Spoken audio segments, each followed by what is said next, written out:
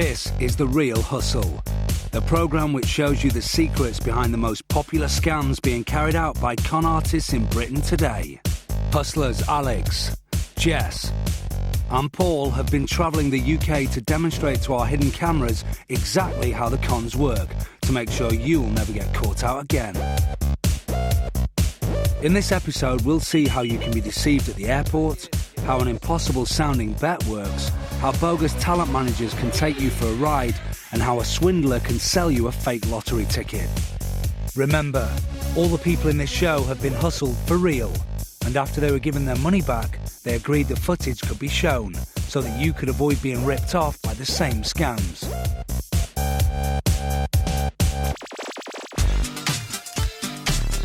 Our first scam involves bogus postal services who con people out of money for goods they didn't even order.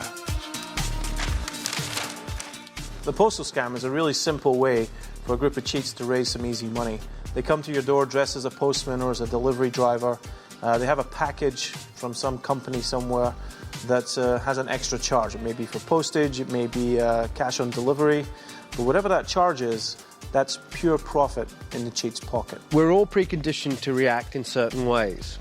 It's what is called social compliance. We look at the uniform, we don't question what that man does. All we see is a postman. Our hustlers have filled these parcels with cheap second-hand books.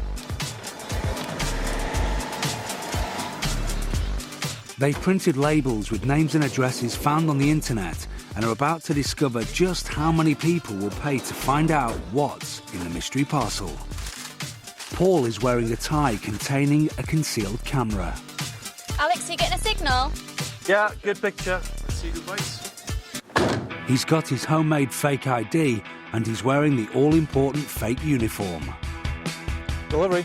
He approaches the door of his first target.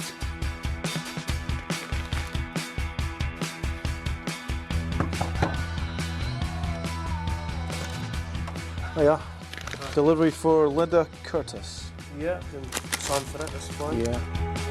This man is about to become the victim of a scam. He is now the mark. And this little thing here, there's a £20 charge on that as well, please. £20 charge, yeah? £20, that's duty, VAT. Amazing. The mark says he's happy to sign and goes to fetch some cash. You can, if you call the number on there, they'll send you a receipt or they'll email one to you. Another lie from Paul. He's given the mark a phone number to call for a receipt, but if he calls that number, all he'll get is a large bill. It's a premium rate line, which goes straight into the hustler's pockets. So, Paul made £20 on his first delivery of worthless books. Can he continue his winning streak at this block of apartments? This mark is not answering the door, but Alex and Jess are on hand and may be able to solve the problem. Either no one's home or the bell's not working. Can you get that guy's number? Yeah, I can download it.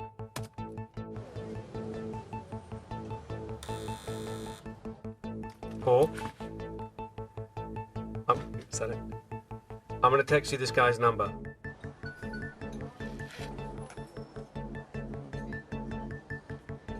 Hi, is this 1 Allingham Court?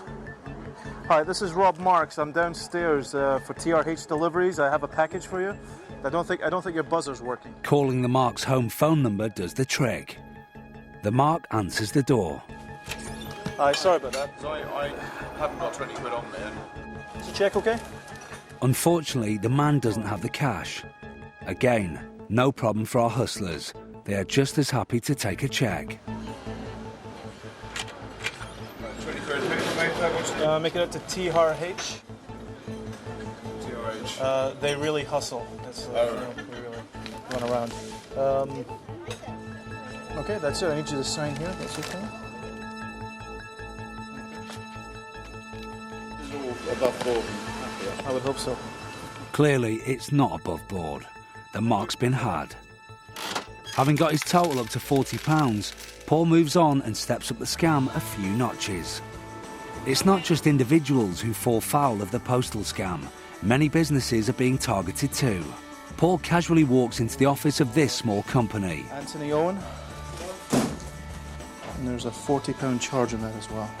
He's getting cocky now and asking for £40. Surely she's not going to fall for that.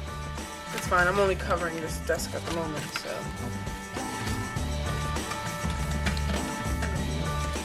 Oh yes, she is.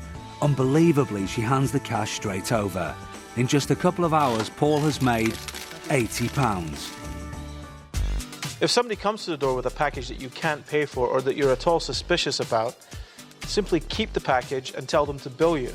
That way, if they're legitimate, they should have a system in place where they can send you an invoice. Anytime somebody knocks on your door, you don't know who they are and they're unexpected, if they ask for money, don't give it.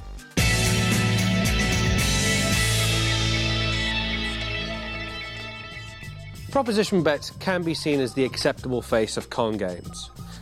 It's a bet that's usually only got one outcome.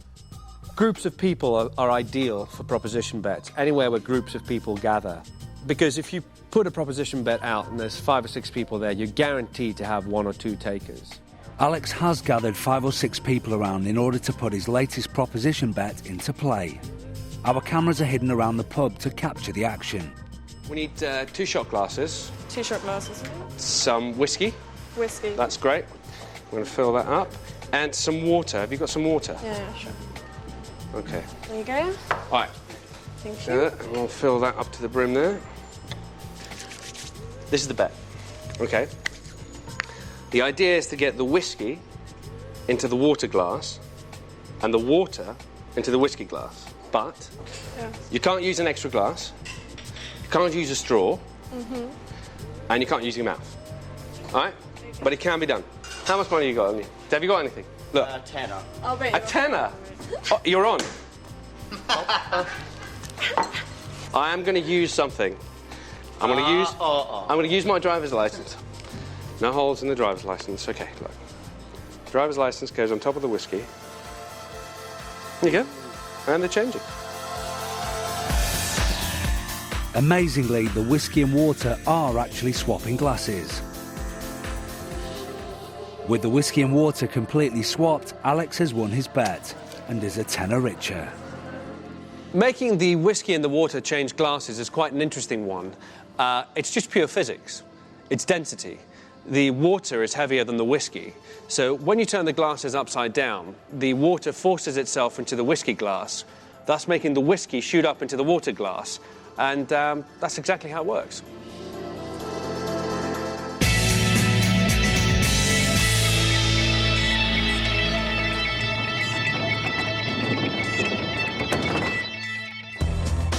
With odds of 14 million to 1 against winning a jackpot, the chances of hitting the big time on the National Lottery are almost non-existent.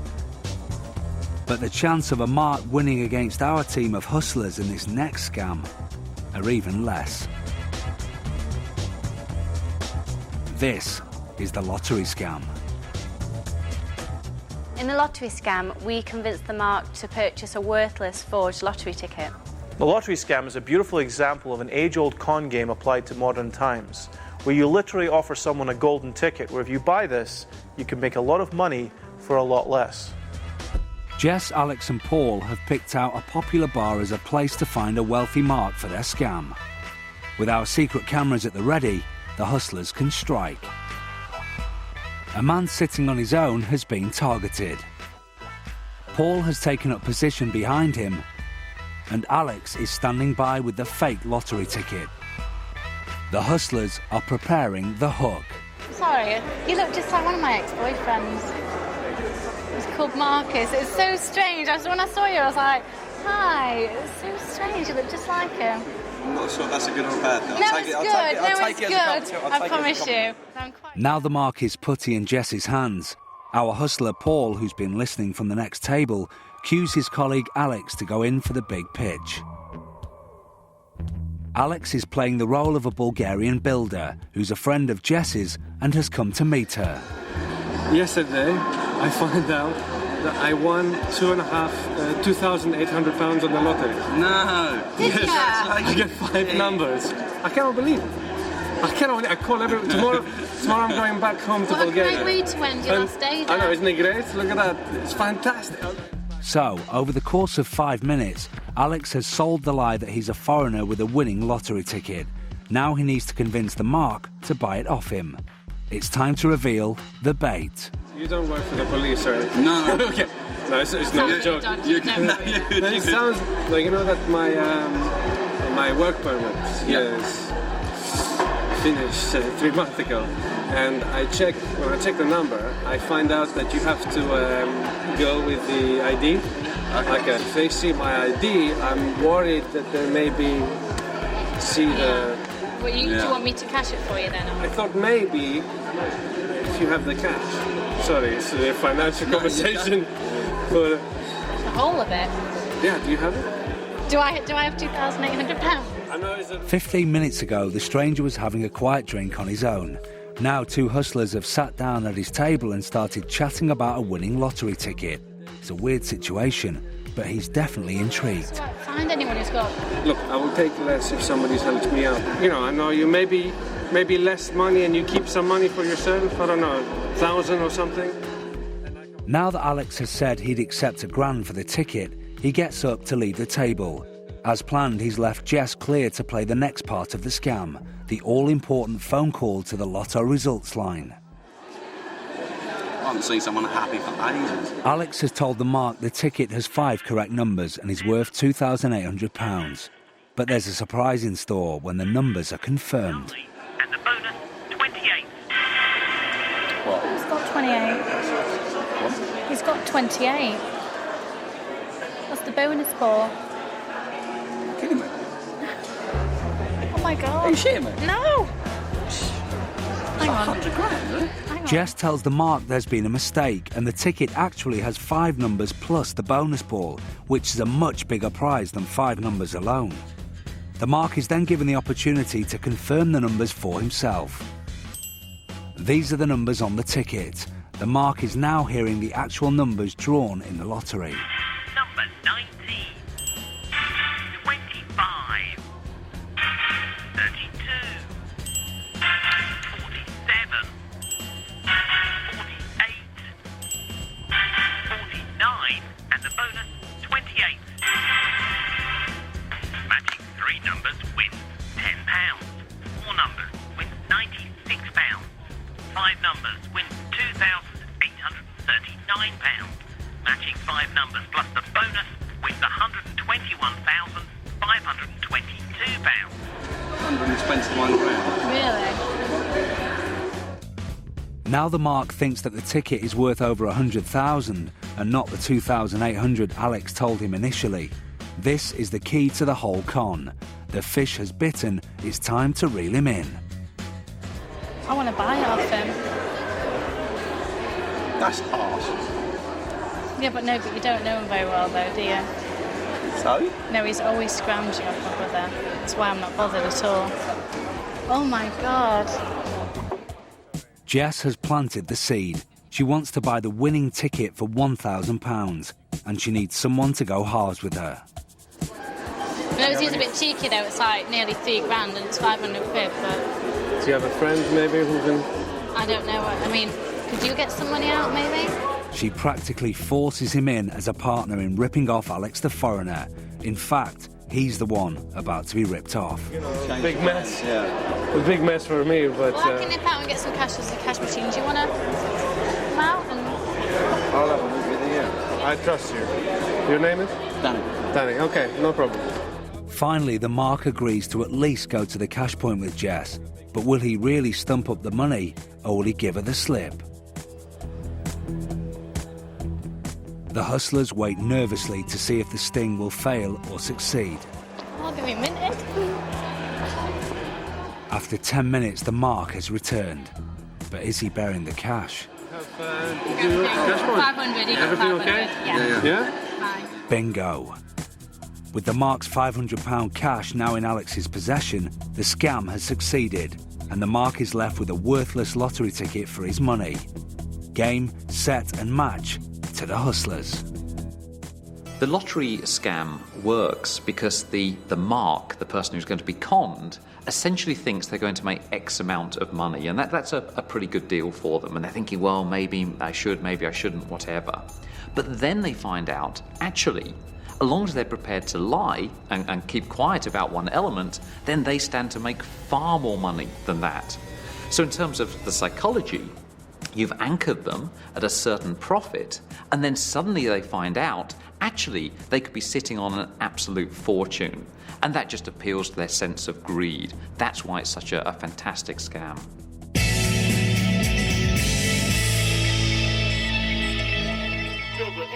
Our hustlers are at the airport, but it isn't a holiday that they've got in mind. Today they are here to pull off a scam for our hidden cameras that first hit the headlines in the UK 3 years ago. A scam which involves an X-ray machine, a laptop and some clever choreography. Every year in the UK, over 34,000 laptops are stolen. And about 10% of that happens in airports, which means every year 3,500 laptops are stolen in airports. Paul and Alex are moving through the airport, on the lookout for someone carrying a laptop bag just like their own. Alex spots a likely looking mark and gives the signal to Paul to note the selected target. They plan to substitute their own bag or ringer for the victim's one. They move in, closely trailing the mark as he passes through the terminal on his way to join the queue for the X-ray machine. Over at the X-ray area, our hidden cameras look on as the travellers pass through security. Paul passes through the metal detector and starts to gather his belongings. Meanwhile, Alex passes through the metal detector, but he sets off the alarm, so the security staff check his pockets before he can move on. Whilst Alex is being searched, Paul gathers his stuff and leaves. Now Alex is through, our mark passes through the detector, collects his laptop and he's away. So where's the scam? If we watch the sequence again, we can see what has happened. Paul is carrying a laptop bag which he puts through the X-ray machine along with his coat. He then walks through the metal detector and is all clear. On the other side, he moves his laptop bag down to the end of the conveyor belt. At this point, Alex passes through the gate and deliberately sets off the security alarm by carrying lots of metal items in his pocket. On the other side of the machine, the mark has already put his laptop onto the belt, but he cannot yet pass through the gate to collect it because Alex is still being searched. Paul casually puts on his coat and waits for the mark's laptop to come out of the X-ray machine. The mark's laptop is out of his eyeshot and his reach, which now gives Paul the opportunity to grab it. Note that Paul has left his bogus laptop bag, or ringer, on the conveyor belt.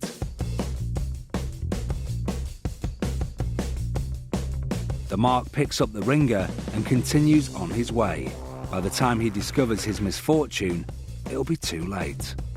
It's essential when going through any kind of security checkpoint. Make sure you keep your eye on it. Don't be diverted from it. So if anybody else happens to get control of it, you can call someone's attention and they can stop them for you. But always keep your eye on your goods. Never be distracted.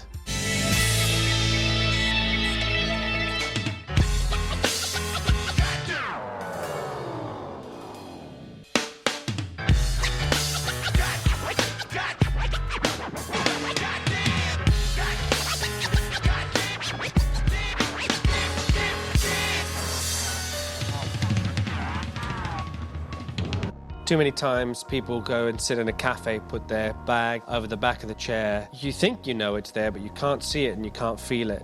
That's not a very good position for anything that's valuable for you. Our next scam, the window tap.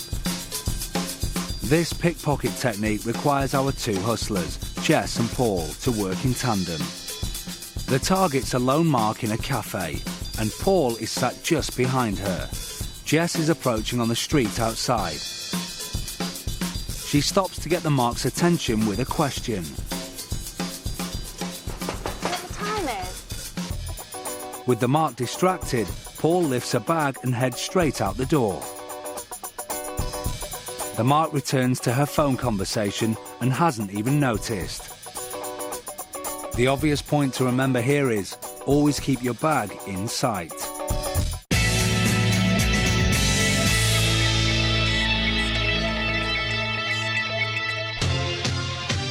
Some scams work simply because we are ready to fall for them. This next scam is one of the most common, and you will probably know someone who has been taken in by it. This is the bogus agency scam. Our hustlers have rented out an empty office space, which they've rigged up with concealed cameras to show us how the bogus agency scam works. They've called their fake agency TRH Casting and are holding auditions to look for some of Britain's undiscovered musical talent. The bogus agency scam is one of those really dreadful con games that plays on people's hopes and dreams. And in this case, you pick somebody out who's looking to be a star, and you give them the opportunity that they've always dreamed about, and you use that to extract as much money as you can.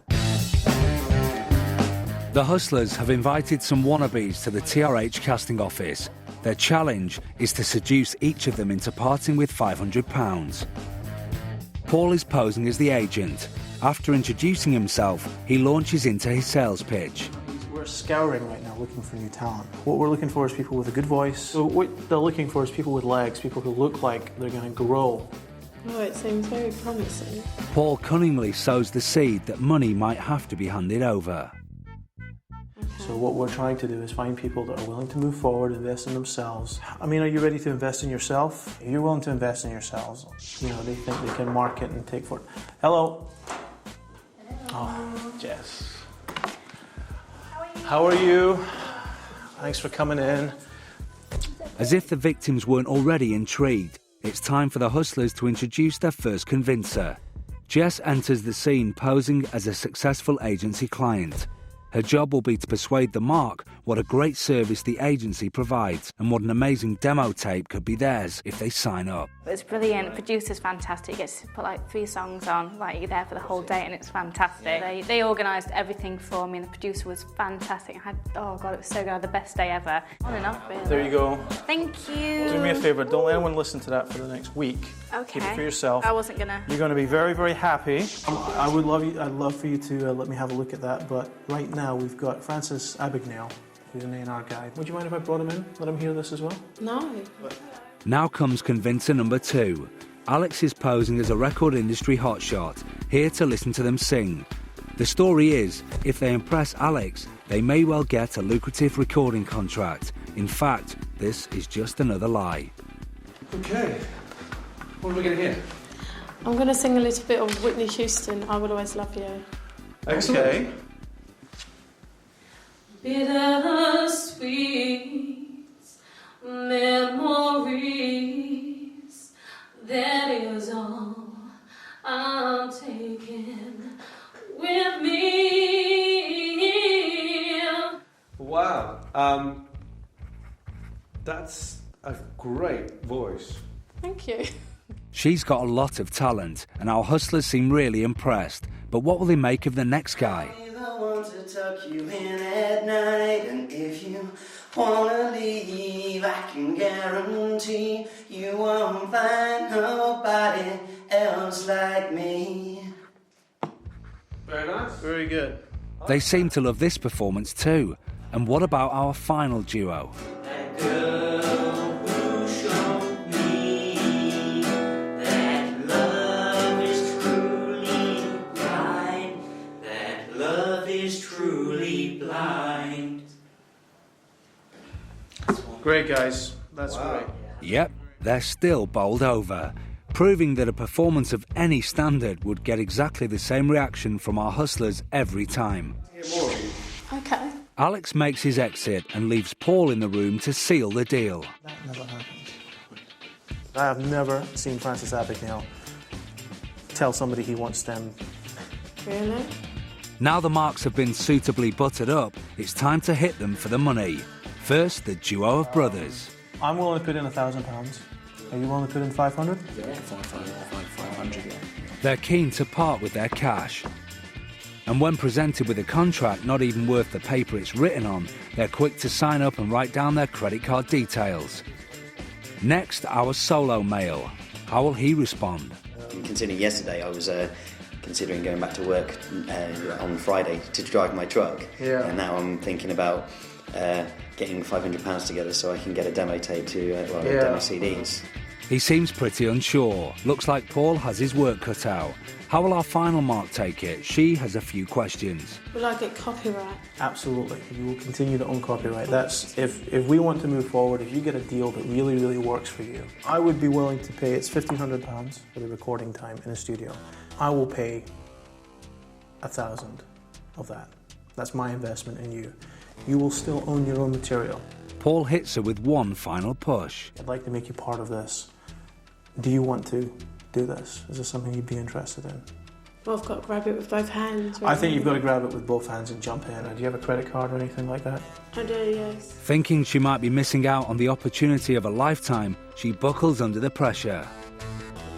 And back to our truck driver. What has he decided? He's fallen for Paul's clever seduction techniques too, and finally puts pen to paper. Job done. The hustlers are now £1,500 richer. Not bad for just a morning's work. In the real world, bogus agents will set up their offices, stay for a month to swindle as much cash as they possibly can, and then move on without a trace. So, how did they feel when we revealed to them that 3 hustlers had just taken them for a ride? They take vulnerable people and they just take the...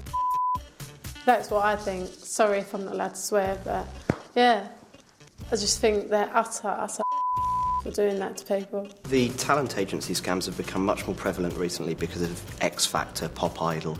Everybody wants to be a star, and those programs have made it quite visible that you can become a star. So the talent agency scammers are tapping into that current fascination with becoming a star quite quickly. So they charge you an upfront fee, and you'll hear nothing. So, our swindlers have wrapped up the cons for this week. They've delivered fake parcels, lifted a laptop at the airport, sold a fake lottery ticket in the pub, and duped some wannabe pop stars in their makeshift agency. Don't worry though, all the members of the public they scammed got their money back. Just remember the rule of the real hustle. If it sounds too good to be true, it probably is.